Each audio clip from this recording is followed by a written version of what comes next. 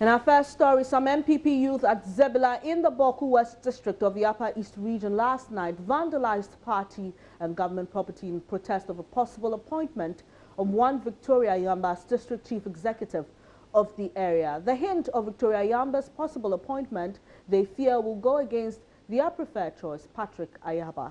In expressing their displeasure, the angry youth destroyed properties at the offices of the non-formal division of the Youth Employment Agency, the Social Welfare Community Development Center, Client Office Unit and others at the Boku West District Assembly.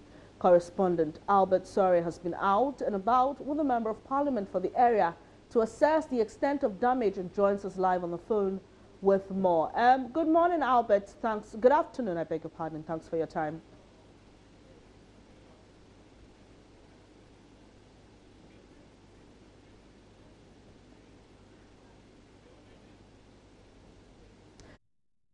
Technical challenge. We'll try and raise Albert on the line again for some details on this particular incident. Away from that, unemployed bonded nurses who have been picketing the Ministry of Health for the past 3 days have given the ministry a 2-week ultimatum to post them, or they will extend their plea to the Flagstaff House. The nurses who began picketing the ministry on Monday suspended their action today. Here's a report by Maxwell Agbagba. With the coalition of unemployed diploma nurses, 2015 batch February, who have been picketing at the premises of the Ministry of Health from 24th to 26th of April 2016, have resolved to return to our various homes after extensive consultations from the Ministry of Health and other major stakeholders in the nation. Ladies and gentlemen, from the media, upon meeting with the PRO of the said ministry, we are made to understand that our concern will be addressed with the necessary speed it deserves. For this reason, the leadership of this coalition have spoken to its members to remain calm and return to their various destinations whilst the leadership makes follow-up to the ministry for further deliberation. Ladies and gentlemen, from the media, we therefore bring to the notice of the stakeholders and the good people of Ghana that we are granting the Ministry of Health from 26th to 5th of May 2016-17 to resolve this issue amicably. Ladies and gentlemen, from the media, we therefore state emphatically that failure of the Ministry of Health to get us cleared and posted within the stipulated time will compel us to send our plea to the father of the land, His Excellency, Nana Addo Dankwa Akufo-Addo. Ladies and gentlemen, from the various media houses, the leadership and members of this coalition will therefore use this opportunity to thank you all for the massive support given us. We say thank you and we are grateful. Aiko. Meanwhile, the minister has been speaking and he says the delay is as a result of some financial clearance ongoing at the Ministry of Finance. However, Dr. Afisa Zakaria, who is the chief director of the ministry, says that she doesn't know when that clearance process will end. They held, I wasn't present. They are just briefing me. Yeah, it's something they have already made. That's on their part. All right. We haven't given that deadline. So for about 3 days now, what are you doing, madam? Well, we're actually working on these things. We are working on that. But what really is causing the delay? We hear there are some financial clearance that's to be done at the Ministry of Finance. How long exactly is it going to take for us to fix this? You see, when you are asking for timelines, it's very difficult giving timelines when finances are concerned. I keep on telling people, we have a pot. What the pot contains, I mean, it's what we are all managing with. So giving timelines and deadlines is normally difficult to tell, especially when some of these things are beyond one's control. Okay, but they talk about financial clearance at the Ministry of Finance. Can we understand exactly what kind of clearance that you're doing at the ministries? You know, over the years, we used to recruit without looking at whether we have funds to even pay the people. But this time, it's not like that. We have a Public Financial Management Act in place, and these are all laws guiding us with the way we manage, the way we plan things. And so whatever plans we have to execute where finances are concerned, definitely we need to budget and make sure that when these people are working, there are funds to pay them. Over the year, I mean, people could work maybe a year or 2, 3 without getting salary. These days, we don't want those things to happen. So, when exactly? Once again, I don't want to go into timelines, but maybe an assurance, because they've given an ultimatum of 2 weeks. So, would you be able to meet that deadline that they've set for you? You know, I've engaged them several times, and I keep on telling them timelines are things I will not give them when it has to do with these things. You know, what I can do, I can give timelines. What I cannot do, I will not deceive them. For us, I mean, working on their issues and the rest, yes. It's money is involved, and I've pleaded with them they should bear with us and then give us time. We'll sort them out. Now to the fight against Galamsey teenagers, mostly students who have taken over reclaimed illegal mining sites in the Amancia West district of the Ashanti region. With simple tools, the children who work in groups set up makeshift equipment and dig through rubbles for the precious metal. Love FM's Erastus Asaridonko visited one of the sites and filed this report.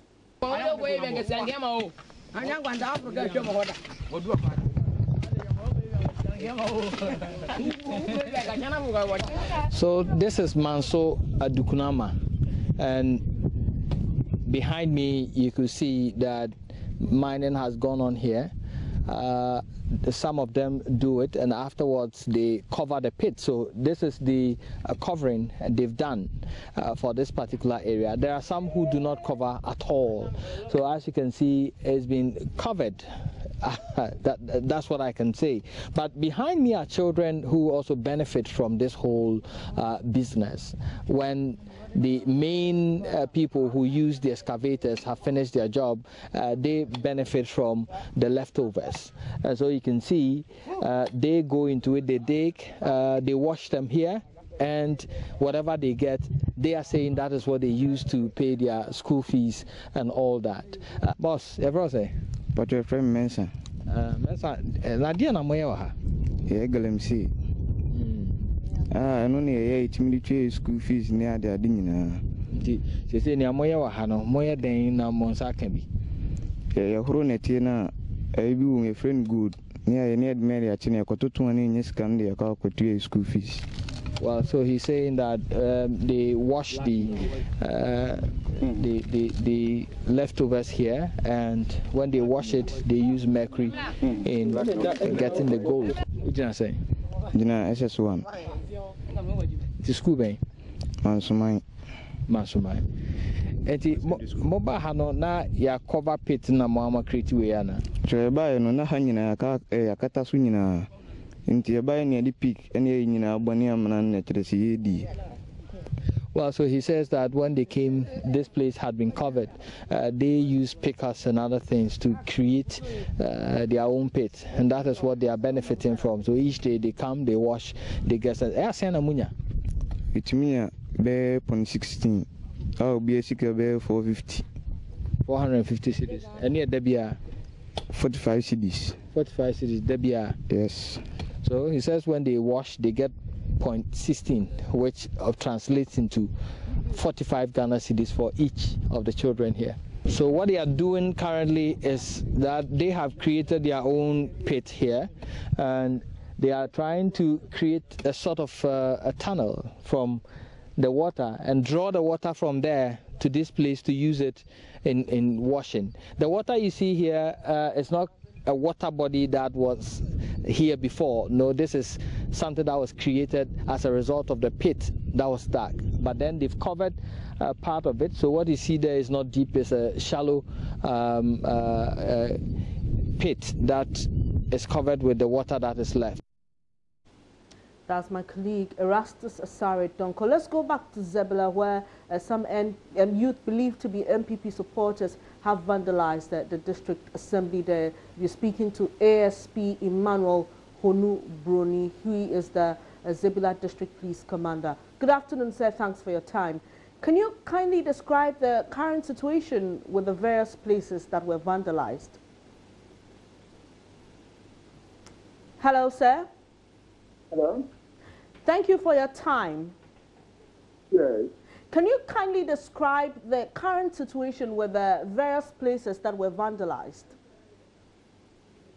Oh, the youth yesterday around 1800 hours vandalized the NPP constituency offices, the MP's residence, and the district assembly block.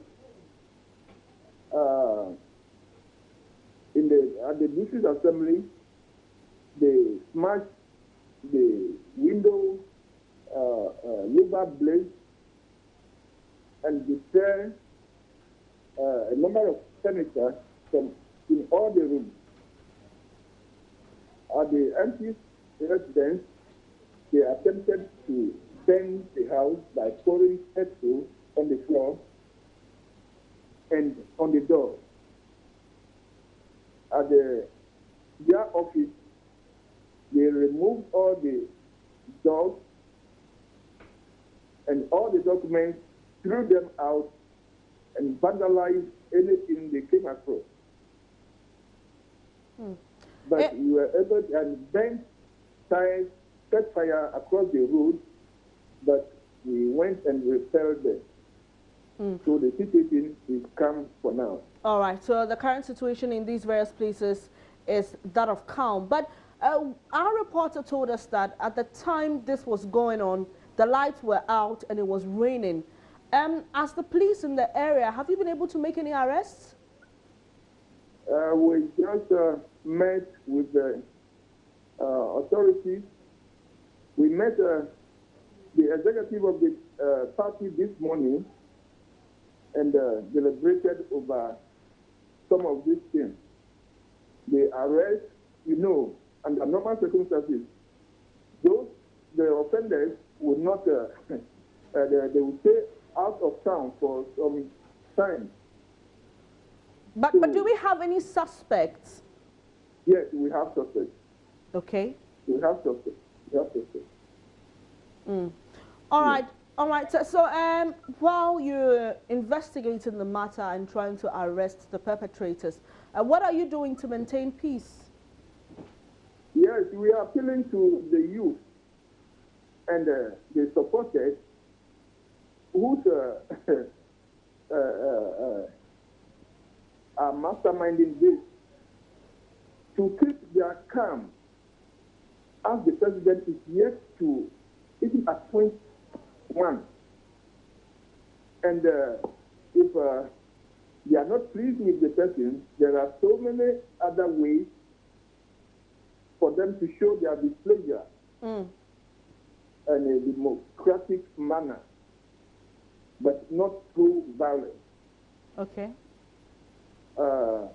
We are also appealing to them that if they have in mind going on any demonstration, they must just follow the laid down procedure, but not take the law into their own hands, because we are also prepared now, and we shall crush whoever will take the law into his own hands. All right. ASP, finally, before you leave, you mentioned that they attempted setting fire to the residents of the MP for the area. Is his safety guaranteed? Say again? I'm saying that you mentioned that these youth attempted setting fire to the MP's residence, and I'm asking if his safety is guaranteed now. Yes, it's guaranteed. We have our men positioned all the places I'm mentioning now. So everything is under control. We are on top of the situation for now. All right. Thank you very much for speaking to us, ASP Emmanuel Honubroni. He is the Zebilla District Police Commander.